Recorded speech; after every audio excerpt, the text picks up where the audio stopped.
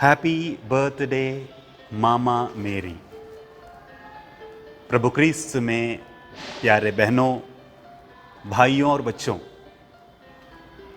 आज हम सभी के लिए अत्यंत खुशी का दिन है कि हम हमारी स्वर्गीय माँ, हमारे परिवारों की रानी, सारी मानव जाति की महारानी माँ मरियम का जन्मदिन मना रहे हैं। हर एक इंसान का जन्म एक मकसद से एक मकसद के लिए होता है, ये हम सभी जानते हैं, with a purpose and for a purpose.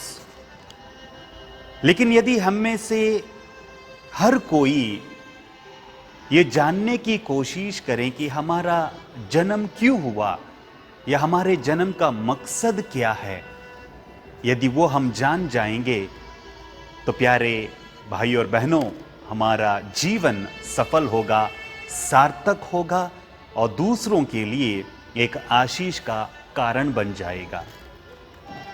जिस प्रकार माता मरियम ने अपने जीवन के मकसद को पहचान लिया, वो जान गई कि उन्हें ईश्वर ने चुना है, इसलिए वो कहती है, देख मैं प्रभु की दासी हूं, तेरा कथन मुझ में पूरा हो।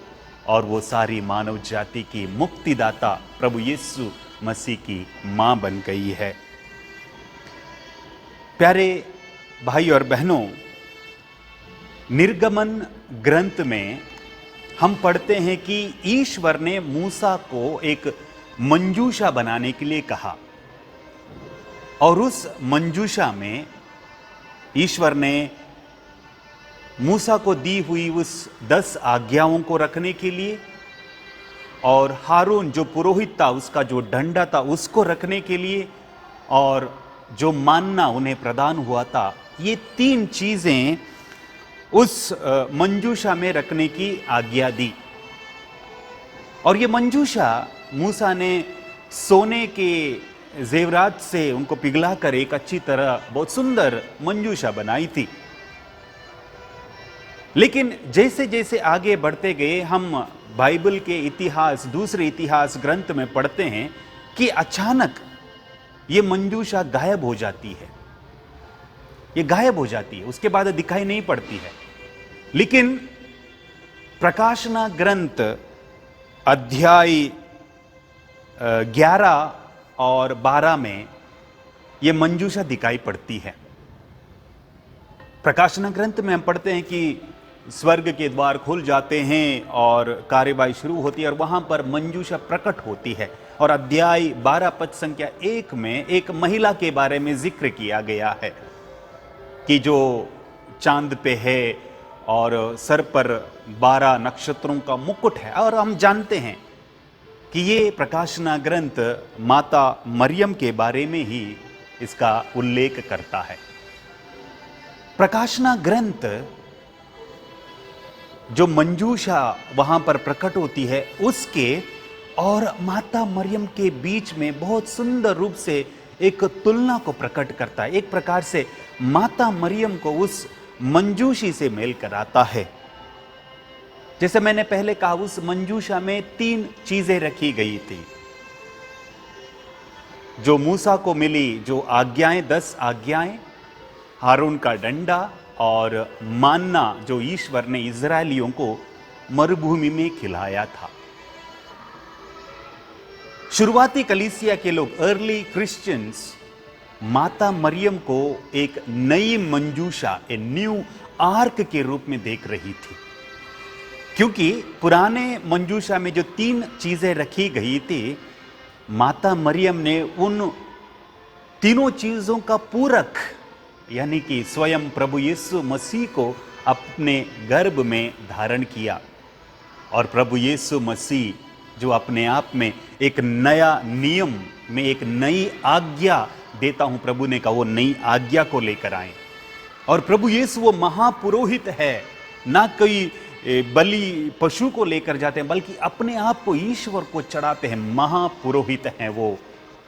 और तीसरा जो मानना पुराने विधान में था, यहां पर माता मरियम के गर्भ में स्वयं शब्द शरीर धारण करता है और प्रभु कहते हैं कि स्वर्ग से उतरी हुई जीवंत रोटी मैं हूं।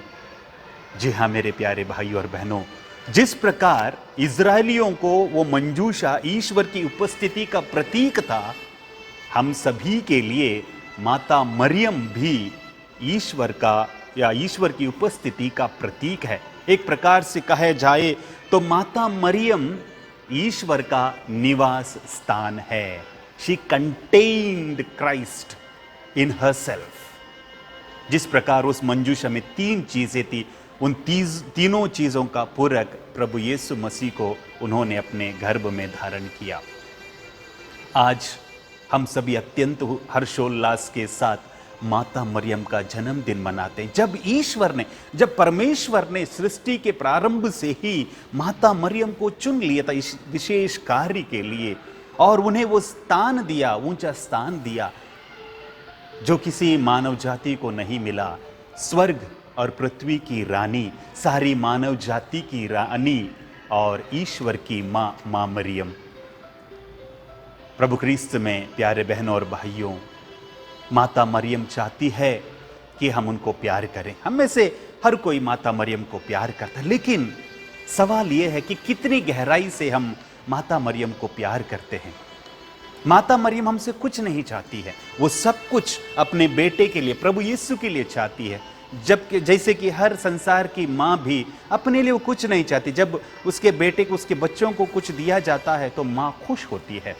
इसी प्रकार माता मरियम भी यही चाहती है कि हम उसके बेटे की आज्ञाओं का पालन करें।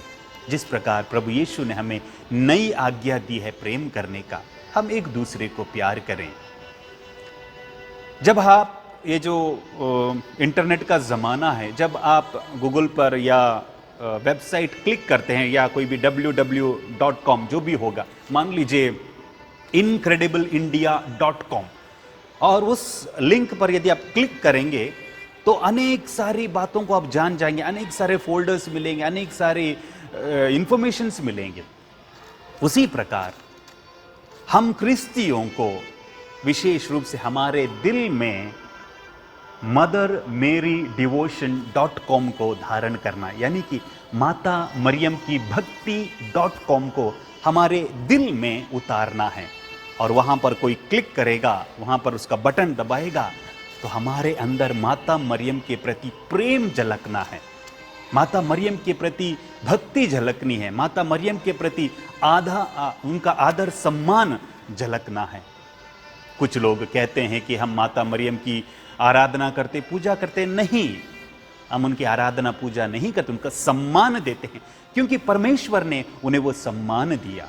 जिस प्रकार गैब्रियल ने माता मरियम को संदेश देकर कहा कि आप इम्मानुएल उसका नाम रखेंगे, उसका अर्थ है ईश्वर हमारे साथ है। जी हाँ मेरे प्यारे भाई और बहनों, यदि हम माता मरियम को हमारे दैनिक जीवन में कार्य करने देते हैं तो वो ना सिर्फ माता मरियम बल्कि माता मरियम अपने पुत्र के साथ उपस्थित रहती है। तो आइए आज जब हम माता मरियम का जन्मदिन मना रहे हैं, माता मरियम को क्या तोहफा दें। हर एक के बर्थडे पर हम किसी को गिफ्ट देते, हम क्या दे सकते हैं। हम सिर्फ प्रभु यीशु के प्रति प्रेम को माता मरियम के द्वारा प्रभु तक पहुंचा सकते हैं। तो आइए हम माता मरियम को फिर एक बार जन्मदिन की शुभकामनाएं दें। माता मरियम को कहें, माता मरियम मामा मेरी हैप्पी बर्थडे आपको, क्योंकि आपने हमारे लिए मुक्तिदातों को जन्म दिया है, आपने बहुत कुछ त्याग दिया है। हमें भी सिखा हमारे जीवन में, ताकि हम भी कुछ त्याग करें, ना सिर्फ पाने की इच्छा रखें बल्कि कुछ देने की इच्छा भी प्रकट करें और अपने आप को प्रभु के हाथों में समर्पित करें। आप सभी को जय यीशु की। God bless you. आवे मरिया।